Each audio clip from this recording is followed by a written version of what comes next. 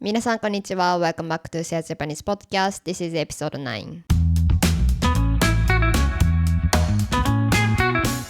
今回のエピソードは、なぜ私が日本を離れてヨーロッパで住むことを決めたかについてです。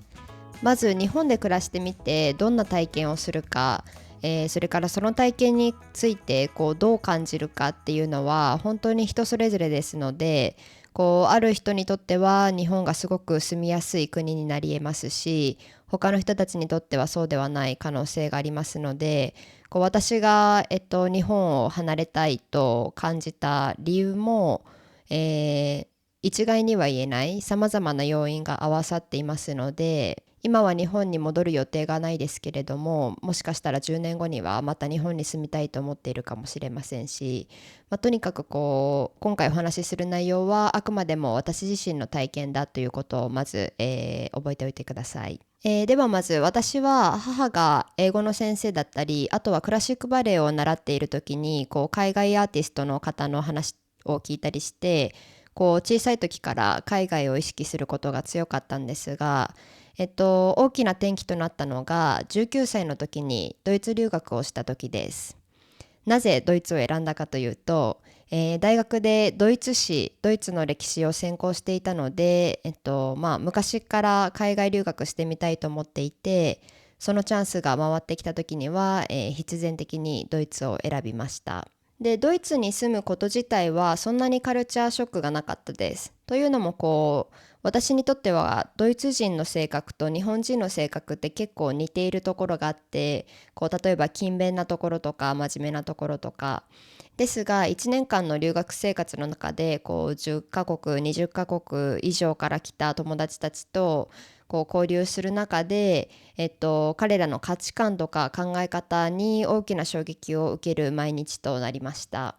というのも、今までおかしいと感じたり、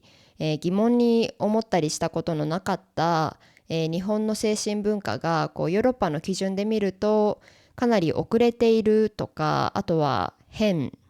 おかしいと思えることがたくさんあると気づきました。例えば日本では、女性は露出の多い服を着るべきではないという暗黙のルールがあります。で、このルールを守らないと別に罰せられることはないですけれども、批判されるだけでなく、男性からすごく不快な視線を向けられる可能性が高いです。夏に日本に行ってみたらわかるんですが、胸元とかがすごく大きく開いた服とかを着ている人はほとんど見かけないと思います。で、もし学校に行ったり仕事をするとなると、ピアスはダメ、化粧も薄め、髪の毛を染めちゃダメ、ネイルもしちゃダメ、タトゥーはもちろんダメっていう風に見た目に関するルールがすごくたくさんあります。男女格差とか女性差別もまだすごく強く残っていて、例えば公共の場、電車とかで女性の体を触るっていう痴漢っていうんですけれども、痴漢とか、あとは同じく公共の場、電車とか道とかで女性のスカートの中を写真を撮る、盗撮っていうのも、日常的に、すごいたくさん発生しています。日本の駅とか電車内に行くと痴漢盗撮禁止、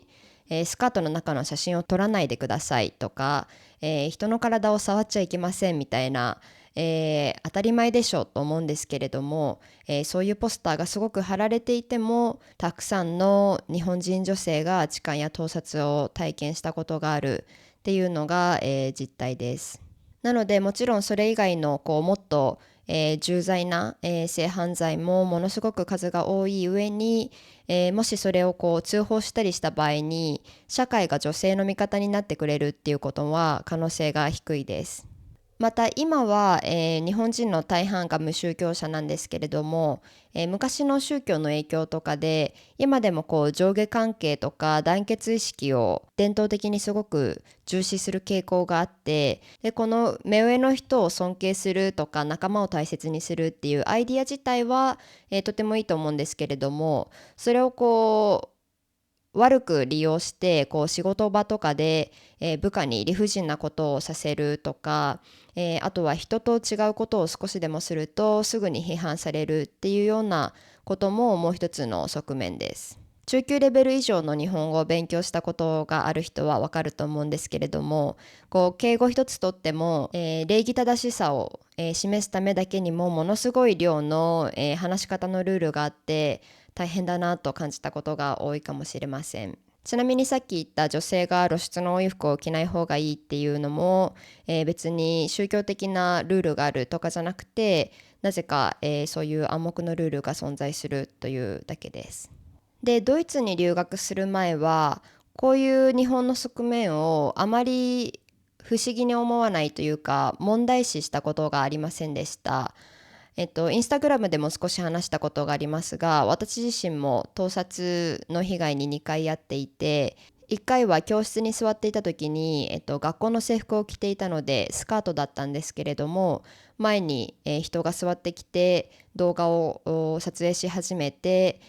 スカートの中を撮影したっていうのと、2回目は図書館のトイレで個室にいた時に、トイレの個室のドアと床の間から、携帯を持った男性の手が伸びてきてトイレで、用を足しているところを盗撮されたことがありますが、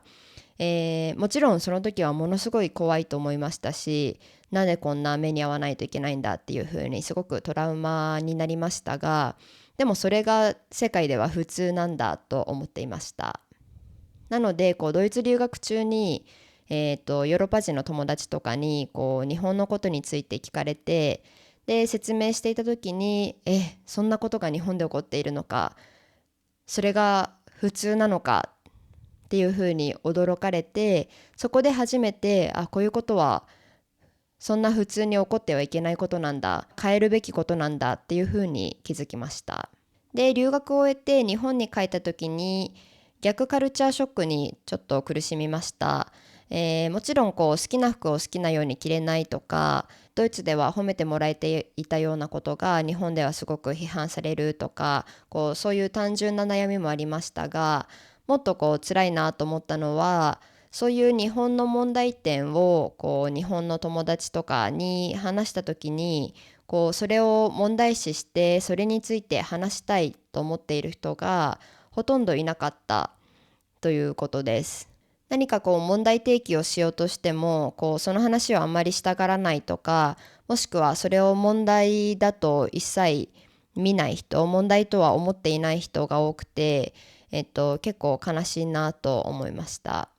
もちろんこういう日本の団結意識の強い文化とか、もしくは女性が露出の多い服を着ない文化とかを心地いいと感じる人もいるかもしれませんし、あとはちょっと変だなと思っていてもそこまで気にするほどではないっていう人が多いと思いますが、私にとってはもしどうしても日本に住まないといけなかったらもちろん我慢して住めますが、別にそこまでどうしても不快な思いをしてまで日本に住みたいと思う理由もなかったので、